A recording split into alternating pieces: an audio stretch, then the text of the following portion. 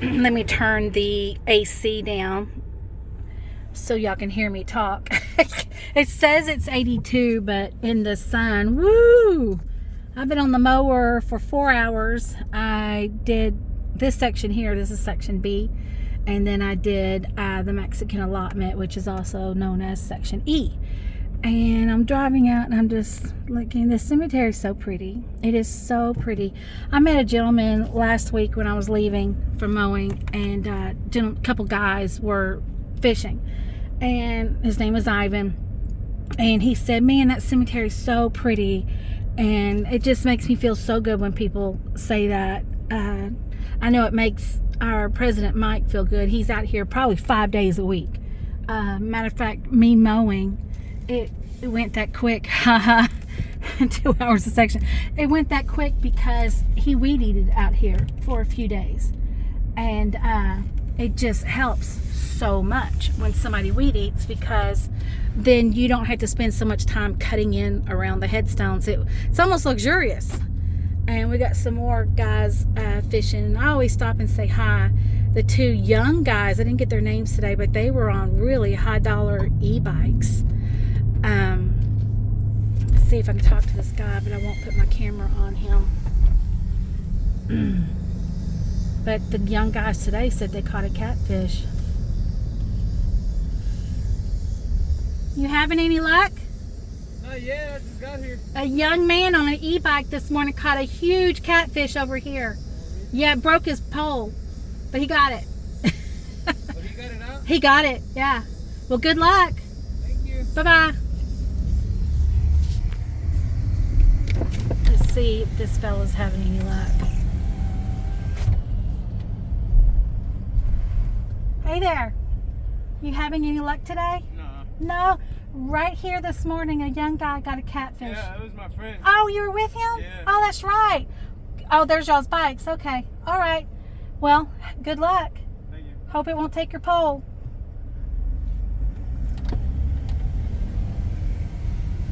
He was here this morning. Bless him. He's been here all day. We're happy that we don't care that they fish. They can't fish in the cemetery. Matter of fact, it's posted there's no fishing. And Mike got our president of the association, he got the game warden involved in that. So, and the thing is I wish we could. I wish we could let them fish, but we can't because they leave trash behind. They always leave trash. And then again, our president's caught people parked out there who said they were fishing, but they weren't. If you know what I mean, they were up to no good. But anyway, 4 hours spent on the lawnmower. I'm headed home now, crossing these tracks here in Pasadena. Today, I met a gentleman named Manuel Gonzalez. Very nice fella. I was surprised. It's always a surprise to go out to the cemetery, and you've got so few volunteers, and any of the grunt work, it's you. It's you that's doing it, or mostly our president, Mike Murphy. But when you go out there and somebody's got a ladder and tools and garbage bags and he's working, and I'm like, what's going on? But he was a very nice fella named Manuel Gonzalez. He's 72 years old, and his grandmother is buried out there. Her name is, checking for oncoming traffic here, her name is Eusebia Ontiveros de Ortiz. I'm probably saying her name wrong, but when I looked on our website, she's someone who's featured twice in story times. I don't know why we don't have her marker on there. We've got her marker on Find a Grave, but I need to ask our ingenious, masterful webmaster to, connect that photo on there. But anyway, he was out there trimming this tree, and I said, do you have anybody else buried out here? He didn't say yes, he didn't say no, but he told me about an uncle who took him to where they were born in Mexico, and he told me some really good stories. And matter of fact, I put the camera to the ground and turned it on to get the audio. So when I have time tonight, I'm going to transcribe it into a story where I can slow down and listen to it. I did not record this man's face, just so y'all know. I don't do that, especially when I'm recording surreptitiously. If I said that correctly, I don't record their face. But and then again, he says he's not on any social media. I gave him our website, my phone number. I hope he emails us through the website so I can get in touch with him. And once I get something put together, that way I can ask his permission to feature the rest of his family in a story. But man, he trimmed that tree within an inch of its life. It's outstanding. And I did ask him, I said, do you have somebody buried here? And he says, no, it's just, I see this tree, it needs to be pruned back. And I said, yeah. And I said, lots of times when somebody's buried, a grieving family member will plant a tree there with the best of intentions, but what happens is it overtakes the grave. It either pushes it over, damages it, or pushes it under. So let me know if you see a headstone deep in there. Well, he's done. Matter of fact, when he finished, he picked up all his trimmings and took them to the street. Amazing. That is so appreciated. Okay, I'm crossing over 225 in Pasadena now, and I'm going to turn left, which is going east to head back to 146 to go back to Mont Bellevue, for those who are directionally inclined.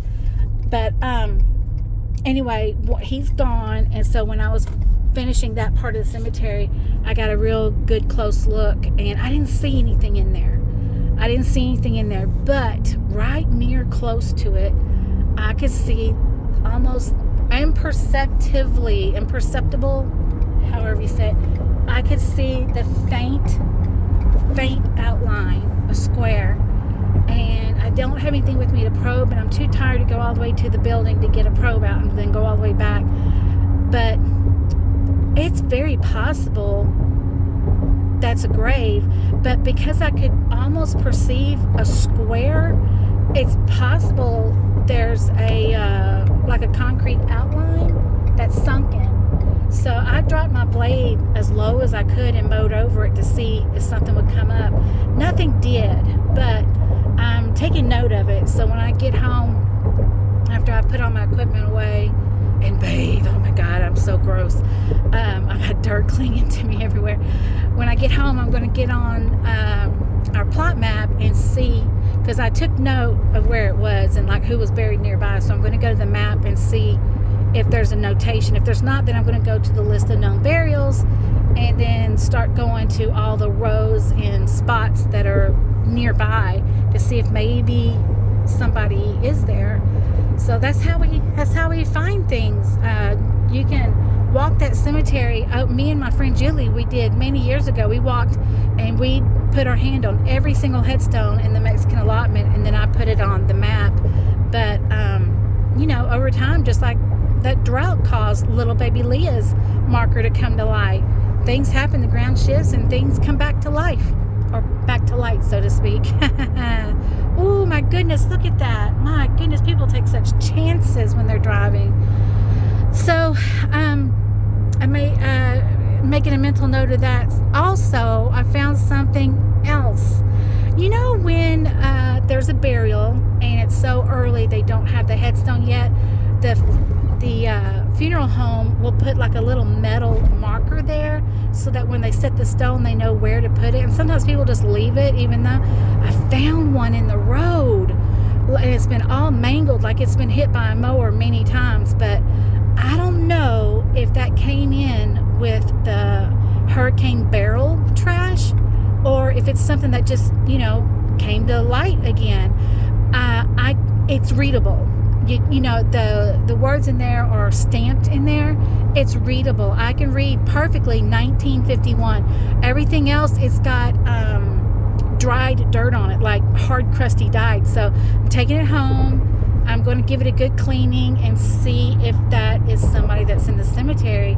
I hope it's easily readable, so it is somebody that we know. Then again, won't it be fun if it's an Easter egg, if it's somebody that is there but who we never knew was there.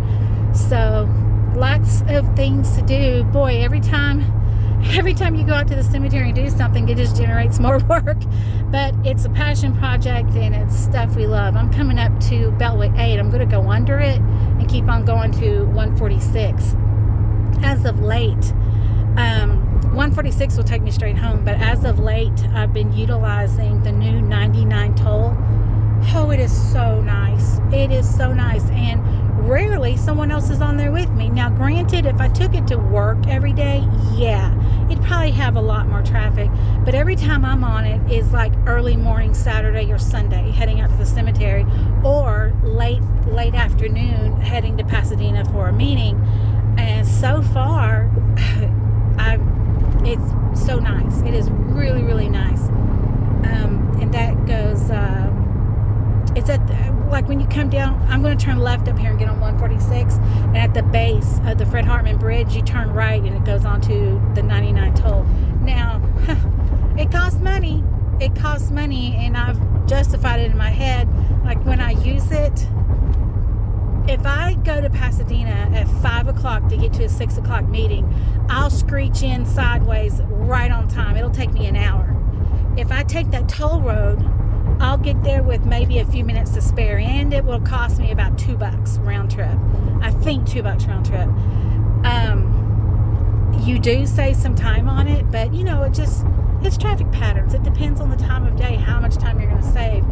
But I need to stop using it because I have my toll road, my Harris County Toll Road Authority account set up to whenever I get below $10, it will transfer over $40 automatically. It's done it twice in September, so I need to chill out on that toll road and economize a little better and stop doing that. Boy, volunteering costs money. It costs money, the fuel of my truck. It costs the toll road. It costs the fuel I put into my lawnmower. It costs the wear and tear on my lawnmower. That's a residential lawnmower. I pray to God over it every time I use it. Thank you, God, for this equipment. Please let it work perfectly as long as I need it. And it is doing great. You know, I've only had to change the battery once in 7 years. I've had to change a tire twice. I've had a few oil changes. It's replaced a blade once. By the way, my tip of the day, just get a new blade. It costs the same as having the energy to sharpen it. Might as well just get a new one. I really think it equals out in cost of paying somebody the labor to take it off, and plus the time and energy to take it. I mean, if you're going to take it somewhere, you might as well take it and get a new blade put on. So anyway, Sarah's tip of the day. I'm heading home. I'm going to tidy up a portable table that somebody's going to use tonight. It's been in my shop. It's got a little bit of dust and some cobwebs on it. I want to clean it up and get it nice and tidy. And then I'm going to take a very luxurious shower to get all this grime off me before I sit down and do some Crown Hill Cemetery research. By the way, if you're interested, Crown Hill Cemetery in Pasadena, Texas, look at our website, please, www.crownhillcemetery.org. And to all you lotto winners, throw us a bone, please.